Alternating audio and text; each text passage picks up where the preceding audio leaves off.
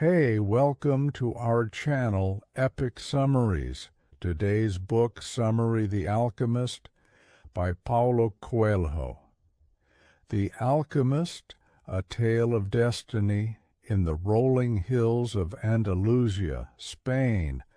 A young shepherd named Santiago led his flock through the countryside, his mind filled with dreams of adventure. He had always been different from other boys in his village. While they settled for predictable lives, he longed to see the world. His days were spent traveling from town to town, trading wool for coins, and sleeping under the vast expanse of the sky. One night, as he rested beneath the branches of a sycamore tree growing beside a ruined church, Santiago had a strange dream. It was a recurring vision, one in which a child guided him toward the Egyptian pyramids and told him that a great treasure awaited him there. Intrigued but uncertain, he sought the advice of a gypsy woman known for interpreting dreams. She listened carefully and without hesitation, told him that he must go to Egypt, for his destiny lay there. But Santiago was skeptical. How could he risk everything based on a dream? It was then that fate intervened. As he sat in a plaza pondering his next move, an old man with a regal air approached him. He introduced himself as Melchizedek, the king of Salem. The old man spoke of personal legends, the paths that each person is meant to follow in life.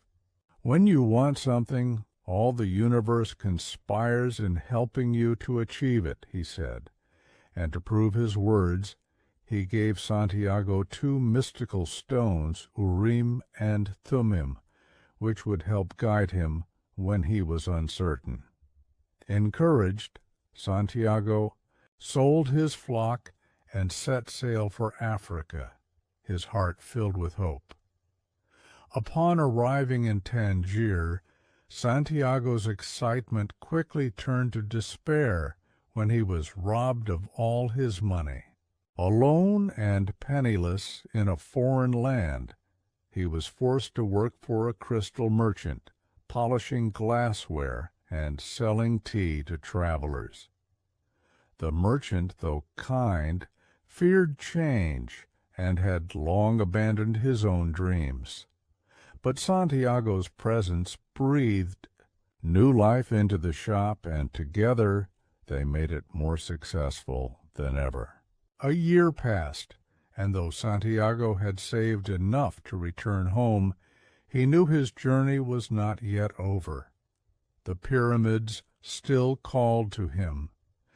Determined, he joined a caravan crossing the Sahara Desert. Along the way, he met an Englishman who was searching for a legendary alchemist, a man said to possess the secret of turning lead into gold. The Englishman carried books filled with ancient knowledge, but Santiago found wisdom not in words, but in the desert itself. As the caravan traveled, he listened to the wind, observed the omens, and began to understand the soul of the world, that invisible force that connects all things. Their journey led them to the oasis of Al-Fayoum, a place of refuge amidst the desert sands. There Santiago's path took an unexpected turn when he met Fatima, a woman of the desert. In her deep, knowing eyes he saw a love that felt destined, as if their souls had been waiting for each other. But even as his heart urged him to stay, the alchemist appeared, challenging him to continue his journey. "Love never keeps a man from pursuing his destiny," he told Santiago. "If he abandons that pursuit, it was never true love." Torn between love and his dream, Santiago chose to go forward. The alchemist guided him through the desert, teaching him about the language of the universe. To realize one's destiny is a person's only real obligation, he said, showing Santiago how to listen to the world around him. One evening, as they camped under the stars, they were captured by a warring tribe. Their captors, suspicious of outsiders, threatened to kill them. In desperation, the alchemist declared that Santiago was no ordinary man. He could turn himself into the wind. The chieftain laughed at the absurdity of the claim, but granted Santiago 3 days to prove his ability. Fear gripped Santiago, but he remembered the lessons he had learned. He stood atop a dune, feeling the desert's breath around him, and spoke to the wind.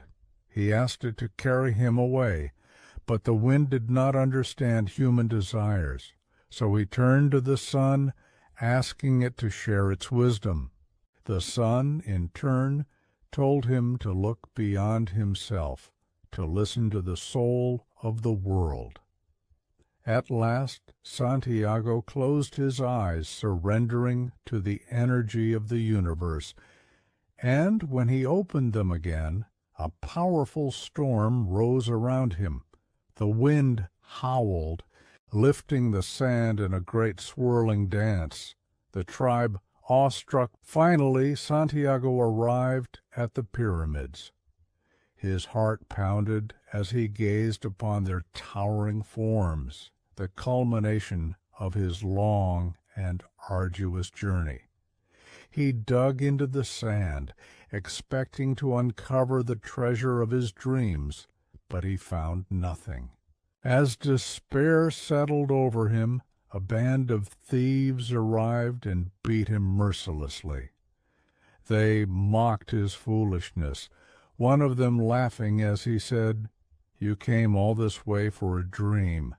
I once had a dream about a treasure buried beneath the sycamore tree in an abandoned church in Spain, but only a fool would chase such a thing." And in that moment Santiago understood. The treasure had been waiting for him all along, right where his journey had begun. With renewed purpose, he made his way back to Spain, back to the ruined church where he had first dreamt of his destiny. He dug beneath the sycamore tree, and there at last he found the treasure, gold, jewels, and riches beyond measure. But more importantly, he had found something greater. He had discovered the true meaning of his personal legend. With the wind whispering in his ears and the desert still in his heart, Santiago set off once more, this time not in search of treasure, but to return to the one who waited for him in the oasis, for the universe had conspired to lead him home. If you like our content, hit like and subscribe and stay tuned for next book.